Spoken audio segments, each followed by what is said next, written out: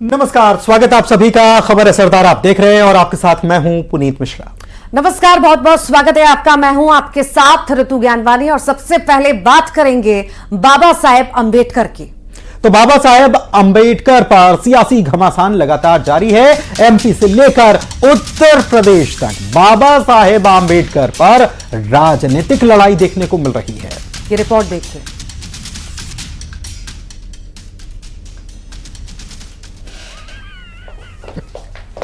कोई नहीं चलता है। 17 दिसंबर के गृह मंत्री अमित शाह के बयान के बाद शुरू हुआ बाबा साहेब अंबेडकर के सम्मान की लड़ाई थमने का नाम नहीं ले रही।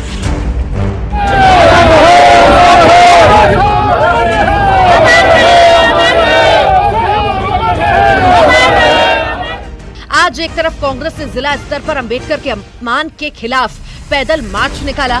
जगह जगह कांग्रेस के कार्यकर्ता अमित शाह के माफी की मांग करते हुए सड़कों पर पैदल मार्च करते हुए नजर आए।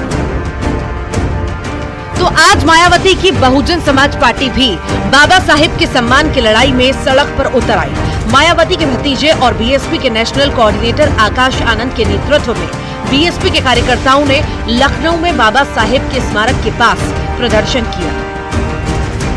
विपक्ष के आक्रामक रवैये के बीच आज बीजेपी ने भी पूरे मामले पर तीखा पलटवार किया। आज बीजेपी के सभी मुख्यमंत्री और प्रदेश अध्यक्ष अपने अपने राज्यों में बाबा साहेब के खिलाफ कांग्रेस के रवैये को लेकर प्रेस कॉन्फ्रेंस करते नजर आए। एमपी के सीएम डॉक्टर मोहन यादव ने बाबा साहेब के मुद्दे को लेकर कांग्रेस पर हमला बोला। बाबा साहब अम्बेडकर सदैव वंचित वर्ग, शोषित वर्ग, पीड़ित वर्ग की बात करते रहे और जिस विषय को लेकर वो बात करते थे, इसी बात का शुरू से प्रारंभ में प्रथम प्रधानमंत्री पंडित जवाहरलाल नेहरू जी ने सदैव उनके इस बात का विरोध किया, उनके साथ व्यवहार भी गलत किया। हम सब उनके इस अतीत के घटनाक्रम को जाने तो कांग्रेस हमेशा दो मुहा रोल अदा करती है। आज वोट की खातिर अंबेडकर जी की बात कर रही है, लेकिन अंबेडकर जी के प्रति कांग्रेस ने क्या क्या किया, कुछ वानगी बताना चाहूंगा। जवाहरलाल नेहरू जी ने उनको, जो स्वयं अंबेडकर जी ने इस बात को कोट भी किया है कि मैं मूल रूप से वित्त का और उद्योग के बारे में जानकार था, लेकिन उनको न तो उद्योग का काम दिया न वित्त का काम दिया। इससे आगे बढ़कर अंबेडकर जी जब भी अपने विषय को लेकर जाते थे, यहाँ तक कि उनको किसी संसदीय कमेटी का भी सदस्य नहीं बनाया गया। उन्हें कानून मंत्रालय तो दिया है, लेकिन उसमें भी ईमानदारी से काम नहीं करने दिया। इस तरह के प्रेस कॉन्फ्रेंस का साफ संदेश है कि बीजेपी किसी भी हाल में अंबेडकर के अपमान का गलत नैरेटिव उनके मानने वालों के बीच नहीं जाने देना चाहती। इसीलिए प्रेस कॉन्फ्रेंस की शुरुआत भी देश के सबसे बड़े सूबे उत्तर प्रदेश से की गई, क्योंकि उत्तर प्रदेश में करीब 20% एससी आबादी है। उत्तर प्रदेश के मुख्यमंत्री योगी आदित्यनाथ ने आज लखनऊ में बाबा साहेब के अपमान के मामले में प्रेस कॉन्फ्रेंस की और कांग्रेस को तथ्यों के साथ कटघरे में खड़ा किया। कौन नहीं जानता है कि पंडित नेहरू यही चाहते थे कि बाबा साहब भीमराव अम्बेडकर संविधान सभा का हिस्सा बने। कांग्रेस नहीं चाहती थी कि बाबा साहब भीमराव अम्बेडकर को संविधान सभा के ड्राफ्टिंग कमेटी का अध्यक्ष बनाया जाए और राष्ट्रपिता महात्मा गांधी के हस्तक्षेप के बाद यह संभव हो पाया। बीजेपी लगातार दावा कर रही है कि बाबा साहेब अंबेडकर को जो भी सम्मान मिला वो सब 1990 के बाद मिला, क्योंकि 1990 तक देश में कांग्रेस और खासकर गांधी परिवार का एक छत्र राज था। अब देखना होगा बाबा साहेब अंबेडकर पर जारी ये सियासी संग्राम कहां तक जाता है। Bureau report, news 18।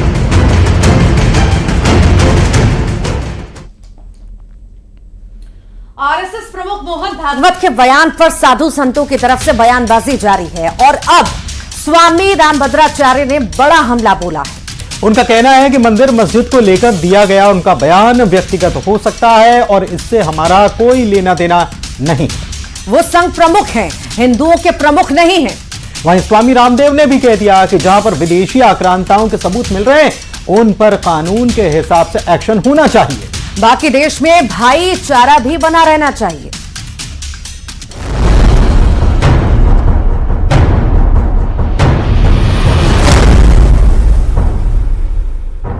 आरएसएस प्रमुख मोहन भागवत के बयान पर स्वामी रामभद्राचार्य ने पलटवार किया है।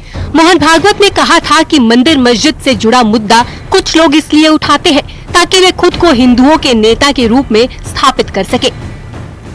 विशेष रूप से राम मंदिर के संदर्भ में ऐसी बातें ज्यादा देखने को मिल रही हैं। इस पर रामभद्राचार्य ने कहा कि मंदिर मस्जिद विवाद और धर्म को लेकर उन्होंने जो कहा वो उनके निजी बयान हो सकते हैं। वो संघ के संचालक हो सकते हैं, हिंदू धर्म के नहीं। श्रद्धेचा आदर सगळं राम मंदिर झालं पाहिजे ते होत आहे। हिंदूंची श्रद्धा असताना हिंदूंना वाटतं, परंतु असं केलं म्हणजे हिंदूमध्ये नेता होता येतं म्हणून किंवा अतिरेकी भूतकाळाच्या ओझ्याच्या परिणामामुळे अतिरेकी तिरस्कार, द्वेष, शत्रुता, संशय याच्या पोटी रोज एक नवीन प्रकरण काढणे हे कसं चालेल? हे नाही चालणार। शेवटी आपण आपलं सोल्युशन काय आहे?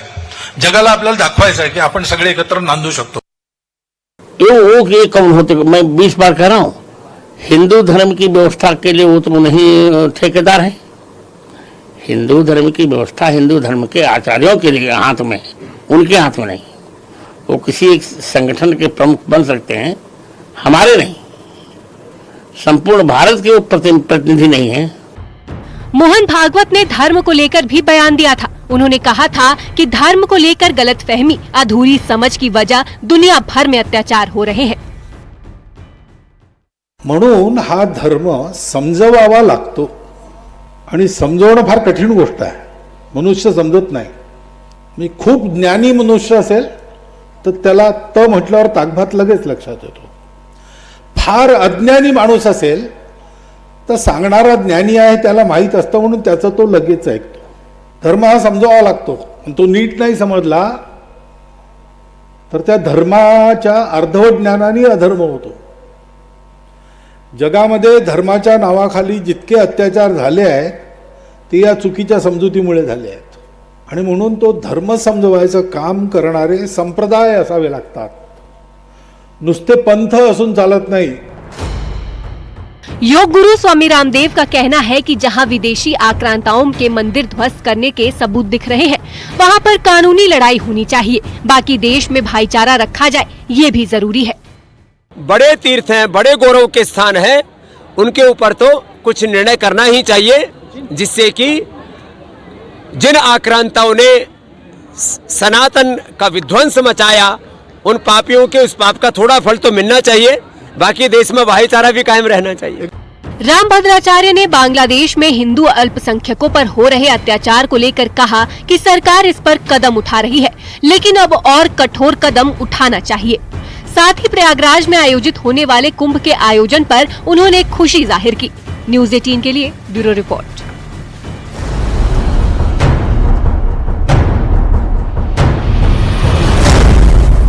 संभल में लगातार खुदाई जारी है। आज एक कुआं और मिला है और इसे मिट्टी और कूड़ा डालकर बंद कर दिया गया था। वहीं संभल में मिली बावड़ी की सफाई चौथे दिन भी जारी रही।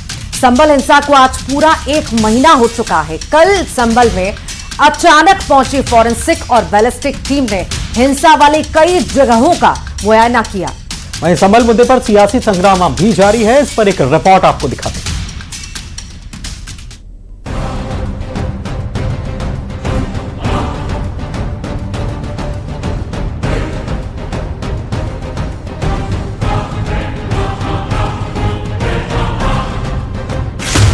संभल में एक और कुआं मिला है। कुएं को मिट्टी और कूड़ा डालकर बंद कर दिया गया था। अब नगर पालिका की टीम खुदाई करने पहुंची।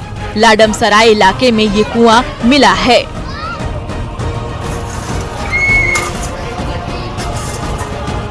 संभल में मिली बावड़ी की सफाई चौथे दिन भी चली। बावड़ी से मिट्टी निकाली गई। चंदौसी में बावड़ी मिलने के बाद से लगातार यहां साफ सफाई की जा रही है।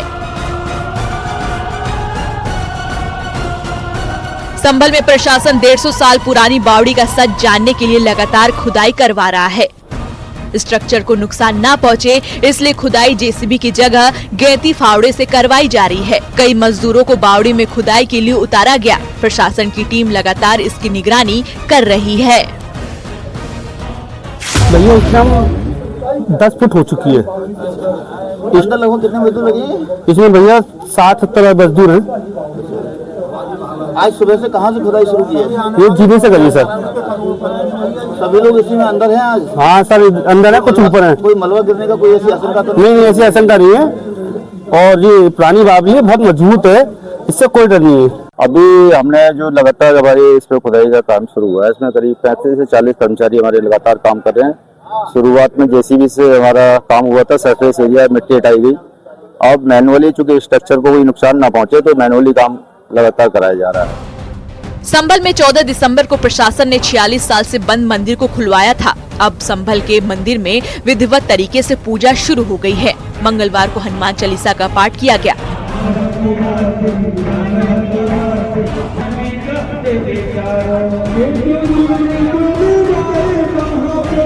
मंदिर के आसपास प्रसाद और दुकानें भी लगाई गई।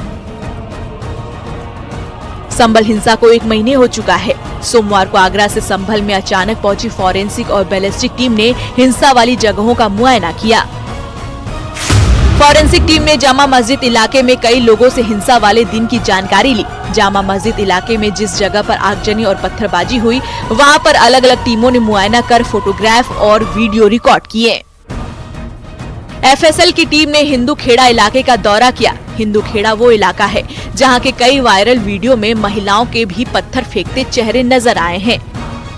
24 नवंबर को यहां पर भारी भीड़ इकट्ठा हो गई थी। उसके बाद अचानक पथराव शुरू हुआ था और गोली भी चलाई गई थी।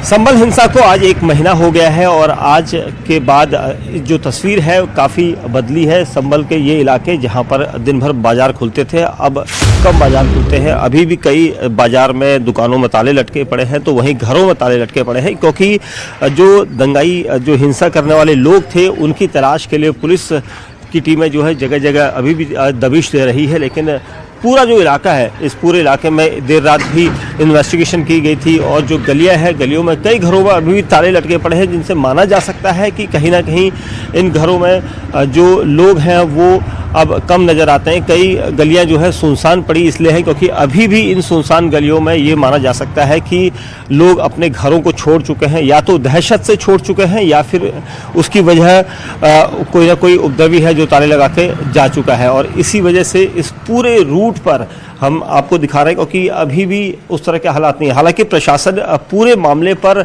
नज़र बनाए हुए है और प्रशासन की तरफ से वापस संभल जो है पटरी पर लौटा है, लेकिन वो लोग नहीं लौटे जो या तो अपने घरों को छोड़ चुके या फिर ताला लगाकर जा चुके हैं। संभल में फॉरेंसिक टीम ने उन घरों की छत पर पहुंचकर पड़ताल की जहां से पत्थर भी चले और गोली भी चली थी। न्यूज़ 18 के लिए ब्यूरो रिपोर्ट।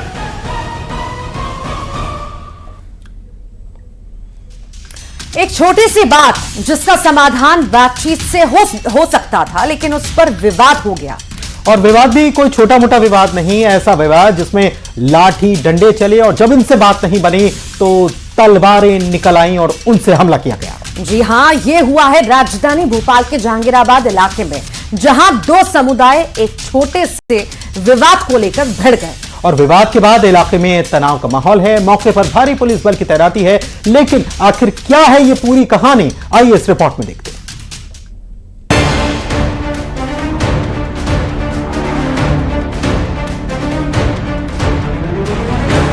ये तस्वीरें राजधानी भोपाल की हैं, जहां किसी बात को लेकर 2 समुदाय भिड़ गए। 2 समुदायों की लड़ाई के बाद राजधानी में टेंशन हाई हो गई। इन 5 तस्वीरों में आप भोपाल में हुए विवाद की पूरी कहानी समझ सकते हैं। इस पूरे विवाद का एक एक फ्रेम हम आपको दिखाते हैं। बताया जा रहा है कि 3 दिन पहले बच्चों द्वारा सकरी गली में गाड़ी चलाने को लेकर विवाद हुआ था। एक छोटी सी बात पर विवाद इतना बढ़ गया कि पूरे इलाके में तनाव फैल गया। दो समुदायों के बीच जमकर लाठी डंडे चले। तस्वीरों में आप साफ देख सकते हैं किस तरह एक दूसरे पर लाठी डंडे बरसाए जा रहे हैं। जब इनसे काम नहीं बना तो तलवार तक लहराई गई। आप महिलाओं के हाथों में तलवार देख सकते हैं। तस्वीरों को देखकर ही डर लग रहा है। अब जरा सोचिए, जहांगीराबाद इलाके में रह रहे लोगों का क्या हाल होगा। इतना बड़ा विवाद कैसे हुआ, ये भी हम आपको बताते हैं। एक महिला ने इस विवाद की कहानी बताई। तो मेरा पोता गाड़ी लेके आ रहा था उधर से, तो वो इन लोगों ने कुछ कहा सुनी करी। एक बच्चा तो इससे थोड़ा बड़ा था और एक अच्छा था समझदार, तो वो उसके बाल पकड़ के उसको थप्पड़ वप्पड़ मार रहे। तो दूसरे भाई से देखा नहीं गया, उसने समझाइश करी तो सबके सब निकल गया, उस पर हमला कर दिया। फिर इंसान अपने बचाव के लिए कुछ करेगा कि नहीं करेगा, बताइए आप। जब पूरा तुम निकल जाओगे सब, तो फिर एक इंसान क्या करेगा? उसने अपना बचाव करा। अब इनके लोगों के पास छुरियां तलवारें सब हैं। कौन लोग हैं? कौन लोग? यही है किसने सरदार लोग हैं वो। कौन लोग? अच्छा अच्छा, बस तोड़फोड़ की गई। ये देखिए, ये दरवाजा देखिए, अभी ताजे ये देखिए। ये क्या पत्थर चलाए, क्या चलाए? डंडे मारे। हमले में कई लोग घायल हुए और कुछ लोगों को अस्पताल में भर्ती कराया गया। एक दूसरे के ऊपर पत्थर बरसाए गए, तलवार और लाठी डंडे लहराते हुए लोग नजर आए। गाड़ियों में तोड़फोड़ हुई। घरों की आप हालत यहाँ पे देख सकते हैं। तलवार के ये जो निशान है संभवतः ये आपको यहाँ पे नजर आएंगे, और इसके अलावा लाठी डंडे पत्थर भी यहाँ पर जो है वो जमकर चले हैं। किस वजह से? बच्चों के बीच के विवाद में। जी, बच्चों के बीच में 2 दिन पहले लड़ाई हुई थी। उसके बाद ये विवाद उन्होंने आज सुबह कर दिया। ये पूरा जो विवाद है, जो महज बच्चों के बीच की लड़ाई थी, लेकिन वो दो पक्षों के बीच की, दो समुदायों के बीच की जो लड़ाई है वो बन गई।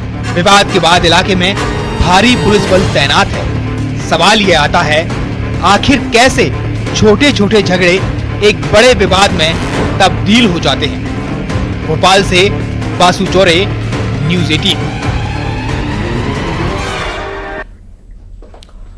योगी राज में पिछले 24 घंटे से नॉन स्टॉप एनकाउंटर चल रहे हैं, और ये एनकाउंटर सिर्फ अपराधियों का नहीं बल्कि उस दुष्प्रचार का भी है जिसमें एक खास एजेंडा चलाया जाता है कि योगी राज में धर्म और जाति देखकर एनकाउंटर हो रहे हैं। ऐसा इसलिए कहा जा सकता है क्योंकि यूपी में पिछले 24 घंटे में 5 एनकाउंटर हुए हैं, लेकिन इन 5 में से एक भी एनकाउंटर के लिए किसी के आंसू नहीं निकले। और किसी ने नहीं कहा कि योगी सरकार में निर्दोषों को मारा जा रहा है। किसी ने इन एनकाउंटर्स को जाति और धर्म का एजेंडा नहीं बनाया।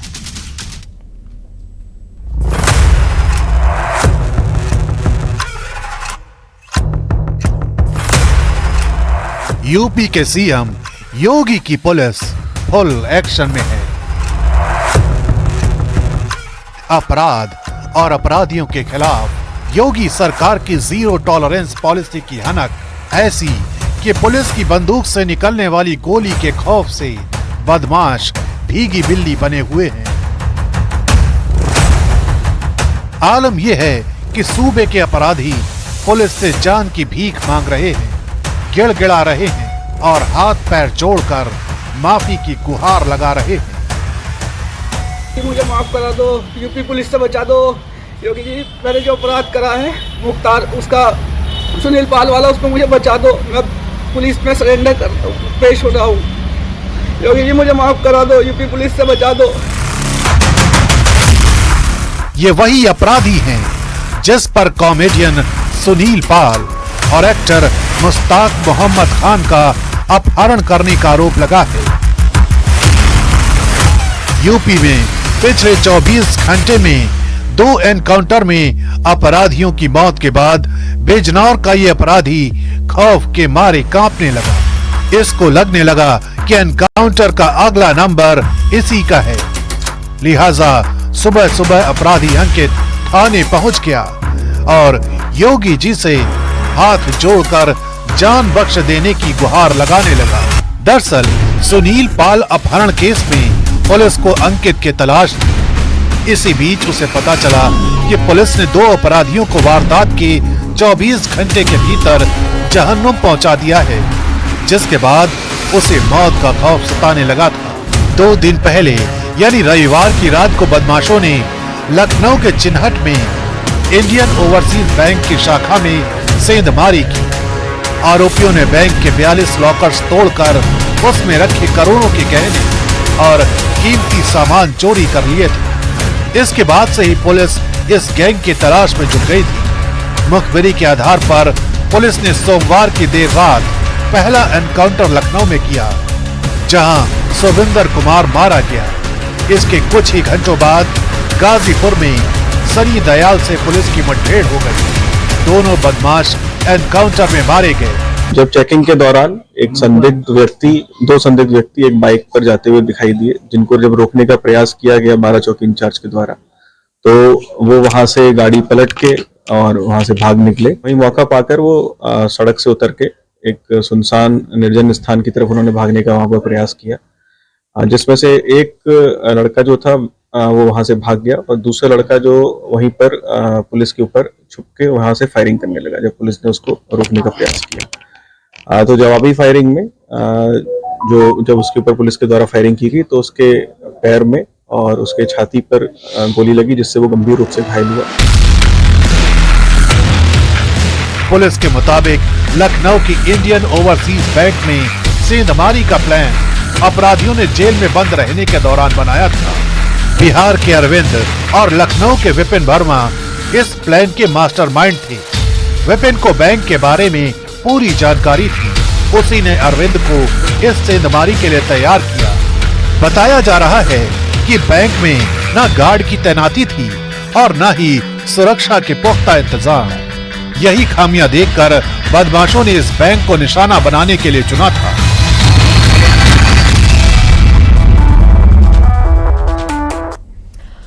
और इसी बीच बड़ी खबर आपको बता दें, जम्मू कश्मीर के पूंछ में बड़ा हादसा हुआ और इसमें गहरी खाई में जो है भारतीय सेना का वाहन गिरा और सड़क हादसे में अब तक 5 जवान शहीद हुए हैं। कई जवान इसमें जख्मी बताए जा रहे हैं और 150 फीट गहरी खाई में सेना की गाड़ी गिर गई थी। रेस्क्यू अभियान लगातार चल रहा है और सेना की गाड़ी में जितने लोग जो जवान सवार थे, ये सभी जवान मराठा रेजिमेंट के बताए जाते हैं। जानकारी जो मिल रही है, पुंछ के मेंढर में बालोई इलाके में यह हादसा हुआ है और जवान वैन से एलओसी की तरफ जा रहे थे। इसी दौरान ये दुर्घटना हो गई और ये बताया जा रहा है कि जो स्नो हो रहा है और जो वहां पर बर्फबारी हो रही है उसकी वजह से स्किड हो रही है गाड़ियां और इसी की वजह से यह हादसा होना बताया गया। हादसे के बाद से रेस्क्यू ऑपरेशन लगातार किया जा रहा है और वो जवान जो इसमें जख्मी है, बताया जा रहा है कि 18 के करीब जवान इस गाड़ी में सवार थे जब ये दुर्घटनाग्रस्त हुई और इसमें 5 जवान हमारे खो दिए, शहीद हो गए हमारे जवान, लेकिन बाकी जवान जो है उनको रेस्क्यू करने का काम लगातार किया जा रहा है, उनको वहां से निकालने का काम चल रहा है। और ये देखिए रेस्क्यू के लिए जो जवान रवाना हो रहे हैं उनकी ये तस्वीरें हम आपको दिखा रहे हैं और ये पुंछ का ये पूरा मामला है जहां पर जवान हमारे एलओसी की तरफ जा रहे थे। मराठा रेजिमेंट के जवान थे। मेंढर के बालोई इलाके में ये दुर्घटना हुई है और 150 फीट से ज्यादा गहरी खाई बताई जाती है जहां पर गाड़ी स्किड होती है सड़क पर और उसके बाद वो वाहन 150 फीट गहरी खाई में जा गिरता है और इसमें जो बुरी तरह से जख्मी थे जवान, 5 जवान हमारे शहीद हो गए जबकि कई जवान बुरी तरह से जख्मी हुए हैं। बताया यह भी जा रहा है कि वाहन बुरी तरह से क्षतिग्रस्त हुआ है। कोमल सिंह हमारी सहयोगी हमारे साथ फोन लाइन पर जुड़ी हुई हैं, जानकारी लेते हैं इस बड़ी दुर्घटना के बारे में। कोमल, क्या जानकारी? देखिए, ये बहुत दर्दनाक हादसा हुआ। मैंने पहले भी कहा कि मौसम खराब था और गाड़ी जो है वो स्लिप होकर गहरी खाई में गिरी है और गाड़ी जो है वो बिल्कुल चकनाचूर होगी। तस्वीरों में आपने देखा किस तरीके की गाड़ी की जो हालत है वो हुई है। हालांकि बड़ी दुखद तस्वीरें हैं कि गाड़ी भी खून से लथपथ हमें दिखाई दी। रेस्क्यू ऑपरेशन की जो टीम गई वो भी वहां पर जाकर भावुक हो गए क्योंकि सभी की हालत जो है वो इतनी खराब थी। जो जख्मी थे वो भी ज्यादा क्रिटिकल है, जो जिनकी जान चली गई है, जिनको खो दिया है हमने, वो भी बहुत ज्यादा बुरी कंडीशन में उनको जो है वहां से बाहर उनकी बॉडीज को लाया गया। तो बाकी जो है उनका ट्रीटमेंट जारी है। दुखद है कि हमने 5 जवानों को खोया है, बाकियों का ट्रीटमेंट चल रहा है। लगातार तस्वीरों में आप देखिए कि गाड़ियों में किस तरीके से भारतीय सेना के जवानों की एम्बुलेंस और सीधे वहां पर पहुंची है अस्पताल में और उनका जो है ऑपरेशन जो ट्रीटमेंट है वो जारी है और कईयों को गंभीर चोटें आई हैं। रेस्क्यू कर लिया गया है। कोमल, जल्दी से जानकारी चाहता हूं आपसे। बिल्कुल सभी को रेस्क्यू कर लिया है और 18 जवान ये थे। अभी भी आर्मी ने ये भी कहा है कि लोगों को ये लग रहा है कि कोई आतंकी घटना तो नहीं है, तो ये शांत वाला माहौल बना रहे, माहौल खराब ना हो, पैनिक ना हो, इसके लिए उन्होंने ट्वीट भी किया है ये कह के कि माहौल जो है वो हुआ था एक्सीडेंट, कोई आतंकी घटना नहीं है। चलिए, बहुत शुक्रिया आपका इस खबर पर जानकारी देने के लिए। तो कोई आतंकी घटना नहीं है, एक दुर्घटना है, गाड़ी स्किड हो गई और 150 फीट गहरी खाई में जा गिरी। रेस्क्यू अभियान पूरा कर लिया है, बड़ी खबर इस वक्त की। और इसी के साथ ही खबर असरदार में आज के लिए इतना है। आगे भी खबरें जारी है, बने रहिए।